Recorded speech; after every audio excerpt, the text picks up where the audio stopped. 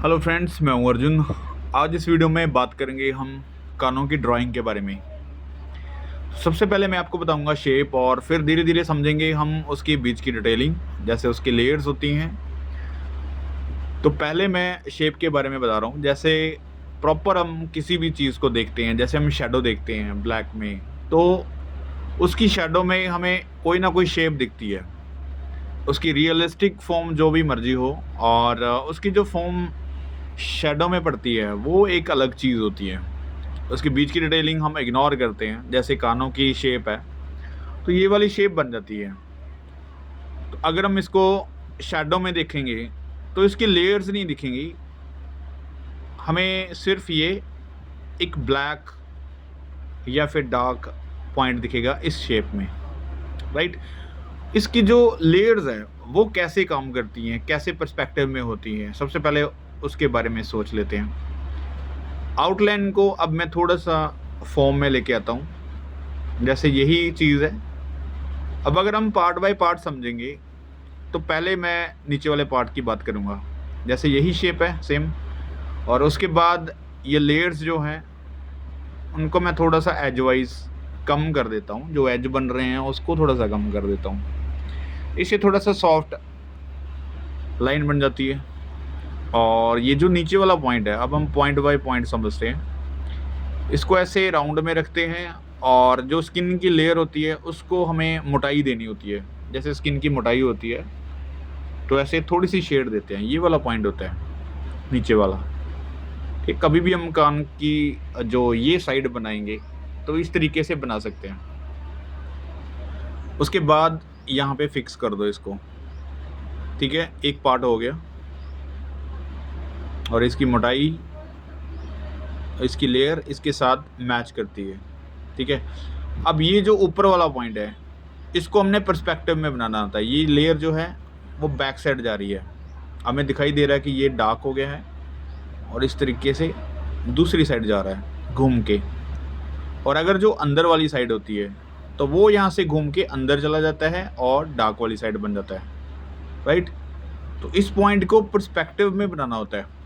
कभी भी अगर हम फ्लैट बना देते हैं, शेडिंग कम कर देते हैं, तो वो चीज़ उस फॉर्म में नहीं लेके आती जैसे हमें रियलिस्टिक फॉर्म चाहिए होती है। तो अब मैं इसको दूसरी वाली साइड लेके जाता हूँ। इससे थोड़ी सी डेप्थ आ जाती है वर्क में, फ्लैटनेस कम हो जाती है, और एक ये पार्ट बन जाता है। उसके बाद जो बीच वाला पार्ट है उसके अंदर ये वाली गोलाई हमें रखनी होती है। तो ये बाहर वाली शेप से काफ़ी अंदर होती है। और उसके बाद ये लेयर जो होती है, ये स्किन का फ्रंट एरिया रहता है जो अटैच होता है यहाँ पे।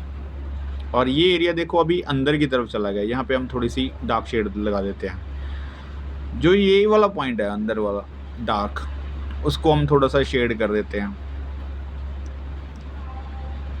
यहाँ पे गोलाई है क्योंकि स्किन जो है अंदर की तरफ मुड़ती है। उसके बाद ये वाला पॉइंट जो है डार्क करके ये घूम के नीचे की तरफ आता है। उसके बाद ये जो पॉइंट है ये डार्क होता है। इसके अंदर हाईलाइट भी बन जाती है, लेकिन मैं ऐसे ही शेप ही दूंगा डार्क की। और ये वाला एरिया इस तरीके से लेयर बनती है, राइट। और इस तरीके से अब देखो 2 या 3 लेयर बन चुकी हैं इसके अंदर। और जो बाहरी जो किनारा है इसका आउटलाइन है वो हमें थोड़ी सी मोटाई रखनी होती है, डार्क रखना होता है लाइन उसकी। और ये वाला पॉइंट जो हमने पहले बनाया था वही यहाँ पे फिक्स करना है। जैसे अलग तरीके से हम कई बारी यहाँ पे तीखा कर देते हैं इसको, वो नहीं करना इस तरीके से। अब देखो एक शेप को धीरे धीरे हमने पार्ट बाय पार्ट समझा है। तो ये वाला जो कान है वो साइड वाले पोज में हम बड़ा अच्छे से अटैच कर सकते हैं। तो इनकी जो गहराई होती है, इनके जो बीच वाले पार्ट्स होते हैं उनको समझना ज़रूरी होता है। नहीं तो हमारे जो कान है वो बड़े फ्लैट से बनते हैं, उसके बारे में नॉलेज नहीं होती कि किस तरीके से क्या बनाना है। तो ये काफ़ी ज़रूरी पॉइंट है। पोर्ट्रेट बनाते समय कभी भी आप कान बनाने में इग्नोर मत करो, उसको सही शेप सही तरीके से बनाओ। मैंने बहुत सारे पोर्ट्रेट्स देखे हैं स्टूडेंट्स के, वो आइज़ नोज़ लिप्स अच्छे बना लेते हैं। तो जब हम कानों की ड्राइंग करते हैं तो वहाँ पे जाके ये डिटेलिंग भूल जाते हैं। वो फ्लैटनेस देते हैं, या फिर उसको ब्लर करते हैं, या फिर उसको छुपा देते हैं। तो काफ़ी बार ऐसा ही होता है। तो इसकी डिटेलिंग ऐसे करनी है।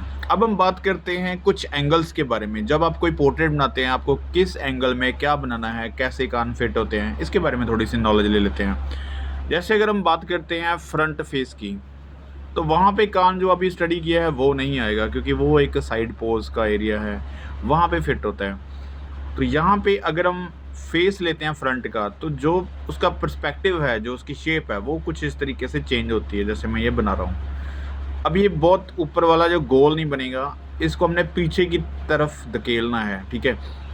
ये जो लाइनिंग है वो पीछे की तरफ जाएगी, और ये वाला पॉइंट जो है ये काफ़ी टिल्ट दिखेगा इस तरीके से, ठीक है। जैसे कोई पहले गोलाई थी, अब हम थोड़ा सा इसको लॉन्ग रखते हैं, पर्सपेक्टिव में रखते हैं, ये वाला एरिया थोड़ा सा बाहर की तरफ चला जाता है। तो अब देखो शेप थोड़ी सी लंबी बनी है, आपको लगेगा कि ये फ्रंट फेस पे फिट हो सकता है। ये वाली शेप इसकी थोड़ी सी लॉन्ग दिखेगी इस तरीके से, और इसकी जो स्किन की मोटाई है वो आपने बनानी है शेड करके। तो ये वाला एरिया फेस के साथ अटैच होता है। उसके बाद जहाँ पे आपको डेप्थ नज़र आती है वहाँ पे आप थोड़ी सी शेप डार्क कर सकते हैं, ये वाला पर्सपेक्टिव लाइन है। हाईलाइट जहाँ पे अप एरिया होता है वहाँ पे आपको छोड़नी है। ये इसमें मैं टोन फिल नहीं कर रहा हूँ, लेकिन थोड़ी सी डेप्थ दे सकते हैं, 3 टोन में इसको फाइनल कर सकते हैं, ऐसी शेप को, ड्राइंग को, ठीक है। ये वाला फेस का एरिया हो गया। अब हम समझते हैं किसी फेस के एंगल को। जैसे अगर मैं बात करता हूँ एक फ्रंट साइड वाला, ये वाली चीज़ें कॉमन हो जाता है। उसके बाद अगर हम कोई और एंगल लेते हैं, जैसे फेस का ये वाला पॉइंट है, हम नीचे से अगर हम जॉ लाइन देख रहे हैं, पर्सपेक्टिव किसी और तरीके से हमें ये नज़र आ रहा है फेस का, तो उसमें हम कैसे अटैच करते हैं कानों को। क्योंकि जब भी हम फीचर्स की स्टडी करनी है तो पोर्ट्रेट का जो एंगल है वो सबसे फर्स्ट होता है, उसके बाद हम उसके साथ अटैच करते हैं फीचर्स। और जब भी आप कभी कोशिश करो कि फीचर्स सही नहीं आते, या फिर पर्सपेक्टिव में नहीं आते, या फिर इसके प्रपोर्शन गलत होते हैं, तो उसकी स्टडी गलत होती है। क्योंकि कभी और फेस का जो एंगल है वो कोई और होता है, और जो फीचर्स के एंगल्स होते हैं वो किसी और एंगल से फिट कर रहे होते हैं। इससे प्रपोर्शन में, करैक्टर में और सारी चीज़ें गड़बड़ होती हैं। मेन चीज़ अभी जैसे मैं फेस की एक शेप बना रहा हूँ, एक एंगल ले रहे हैं फेस का, या डिटेलिंग नहीं, सिर्फ एंगल। जैसे ये नोज़, आइज़ का जो पार्ट हो गया, उसके बाद यहाँ पे लिप्स, इसको देखो, हर एक चीज़ जो है अगर एंगल वाइज सही नहीं लगेगी तो पोर्ट्रेट गड़बड़ हो जाता है। उसके बाद ये देखो, जैसे नोज़, लिप्स और चिन, आइज़, ये प्रपोर्शनेट करना है इनको, तो सही तरीके से डायरेक्शन सही रखनी है इनकी। और ऐसे ही इसके साथ अगर हम कानों की बात करें, तो कान की शेप जो है वो किसी और एंगल में आएगी। अभी जैसे हमने फ्रंट और साइड का बनाया, अभी जैसे ये पोर्ट्रेट की शेप बनी है, उसी एंगल में हम कान की ड्राइंग बनाएंगे, राइट। तो सबसे पहले ये चीज़ बनानी ज़रूरी है। अब यहाँ पे देखो, हम नीचे से भी उसका एंगल ले रहे हैं, उसका साइज़ मैटर है, उसकी जगह हमें पता है, लेकिन जो शेप बनने वाली है वो ध्यान से देखने वाली चीज़ है। जैसे ये वाला पार्ट जो है वो नीचे से अगर हम देख रहे हैं तो ये बड़ा नहीं दिखेगा, थोड़ा सा कम दिखेगा ऊपर वाली टिप जो है, क्योंकि जो बाहरी किनारा है वो कम दिखेगा। आउटलाइन जो है वो दोनों के पास आ जाती है, दोनों लाइनें, ठीक है।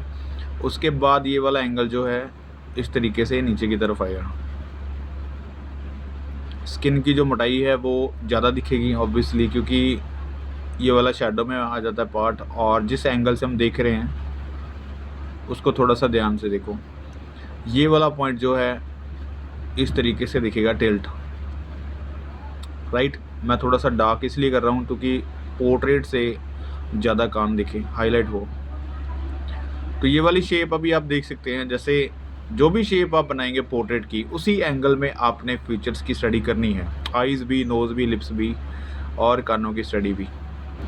इन शेप के बाद आपको पता चल जाता है कि कानों की शेप, जो अंदर वाले हिस्से हैं, उसकी डिटेलिंग क्या है। जब हम बनाते हैं बैक साइड का कान, तो सिर्फ ये वाला पॉइंट बनता है, और ये वाला एरिया जो होता है वो हेड के साथ जुड़ जाता है, राइट। सिर्फ यही शेप बनती है, उसके अंदर की जो डिटेलिंग है वो पीछे से नज़र नहीं आती। तो ये थी आज की छोटी सी एक डेमो जो कि कानों के बारे में स्टडी किए हैं। मिलते हैं नेक्स्ट वीडियो में। Thank you so much for watching this video.